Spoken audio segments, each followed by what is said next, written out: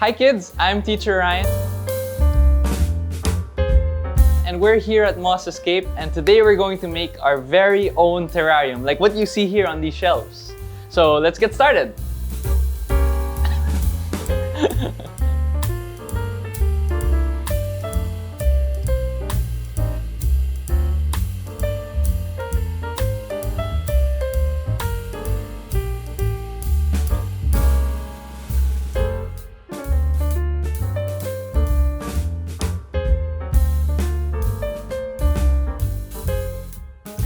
Hi kids, I'm Teacher Ryan and I'm here with Kuya Brian.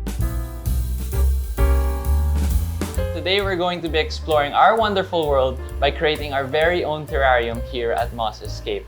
So, are you ready to get started? So we have a couple of things in front of us, right? So we're gonna go through this by phase. Okay. So this very first phase, this is what we call like the base layer, or like a foundation. So it consists of two parts. So the very first one, we have your lava rocks and your activated carbon. What we call this part or this layer is your drainage layer. Right, so this is where basically all the excess water will kind of flow down into charcoal or uling.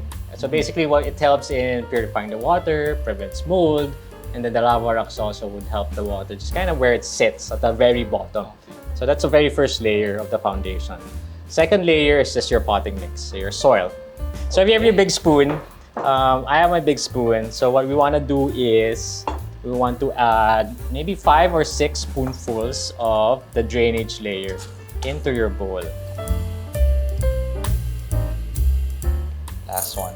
5. And then we'll check it out. Using this tool, this is just a cork and a stick. I want to flatten it out, just level it out and see if we have enough already or if we need some more drainage layer. Second thing we need to do is we need to water it. All right. Just make sure there are no dry spots at the surface anymore.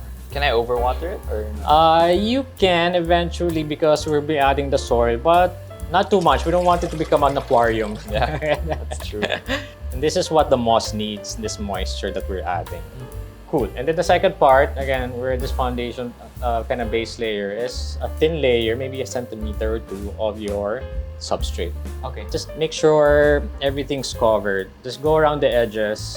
What we want to do is just cover the drainage layer completely. So if you notice, the substrate's very loose and dry, right? Mm-hmm. So what we want to do is start to make it wet and compact. So that's why we're tamping it down. And then also with the moisture we add earlier, it's going to help add more moisture to the soil. Okay. All right. So we're done. So this one, our second phase, what we call the hardscape phase. So this is where you want to kind of imagine what you're building. So you want to imagine if you're building a beach. So we have a couple like examples here. We have a beach theme, we have like a shore or some mountains with houses. This is where we want to add the hardscape elements. That's the rocks and the certain details that we want to add. Like your gravel, your white sand, and we have here is crushed dragonstone. Right. The technique here at this point is you don't want to just kind of place it like this and just leave it like that. No, you can kind of play around with your imagination and angle things together. You can have like bigger pieces, like a big and a small one, or just a single piece.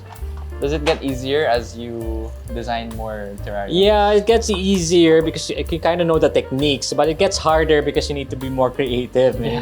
You don't want to just redo the same design every time. So in terms of creativity, it gets harder. In terms of technique, it gets easier.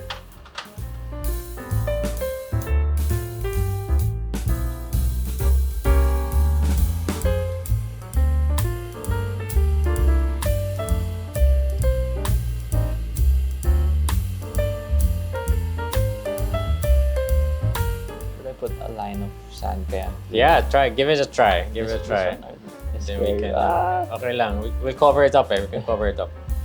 So we're kind of just spraying around. So from being very loose, very dry, it's making things compact. And then this is how you want to clean it at home also. So what you want to do is gently wipe around. Yeah, so you can choose, like people choose, but there are houses, there are dinosaurs, there are pets, and then there are also figurines. If you want to integrate any of them, now it's the time to kind of decide what you want to place. Okay. Just have an idea where to place them. And then, so last is planting of the moss. And we'll introduce the moss. We have two types of moss. And this is called pincushion moss. Pincushion. Some of it have very like short strands, like grass, garden, lawn. And then the second type, this is what we call the cat's tails moss. And what this looks like is miniature trees. Nice. Right? Oh, yeah, so they we'll have put a lot that of at the height, back. no? Get a patch, and then how you want to apply it is just put it in place and then just gently Okay. push down.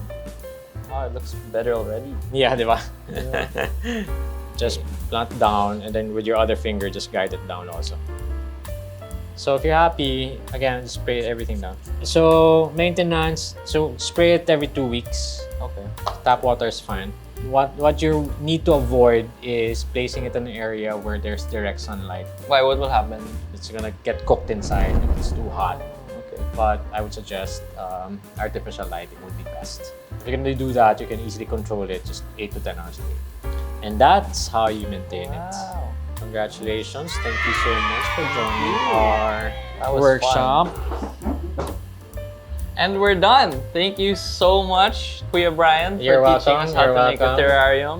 Did you like what you built? I loved it. It looks like a tiny world that God made. So you can see that he is protecting his cave if you look closely. So mine's a fox, so we don't know. It's just like he's staring. Foraging He's for like, food. making sure no one Yeah. kind of comes into his territory. Do you think you can tell us a little bit about how these terrariums work? Sure. So a terrarium basically, terrarium are closed containers and there are live plants inside. In this case, we used live moss, right? So since moss really likes high humidity, the closed container kind of gives that type of kind of condition inside. So it's just like a mini ecosystem. So the moisture that we added is going to cycle all throughout. It's going to evaporate, but it's going to be retained within the container. Again, because it's closed, right? And that's what the moss likes. Wow. The moss will get its nutrients from the air, right? From the humidity in the air, not from the soil. Because moss, they don't have roots. Unlike other plants where they get the nutrients from the soil, the moss will take it from the air. Thank you so much, Kuya Brian. I'm sure you guys would love to try this too. I had so much fun building my own little terrarium. And if the kids want to try this out, where can they find you? I'm on Instagram, so Moss Escape. Just search us Moss Escape, Instagram or on Facebook. And then I answer all the questions there, so people can just book schedules, and we constantly have workshop schedules posted as well. Perfect. There you go. Kids, parents, you know who to call if you want to build your own terrarium. Thank you. You're welcome. Thank you so much. Look at this, kids. Doesn't it look great?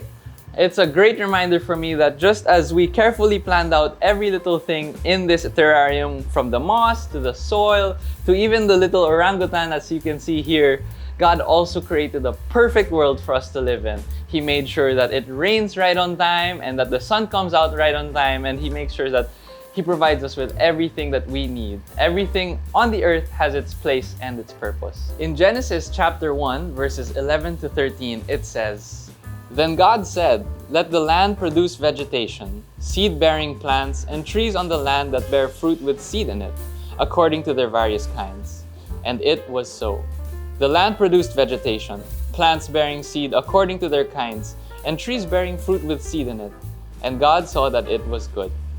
And there was evening, and there was morning, the third day." That's it, kids. I hope you guys learned just as much as I did. And I hope we can all remember that just as God carefully takes care and provides for the animals and the plants of this world, He will also make sure to take care of us. That's it for today. See you next time.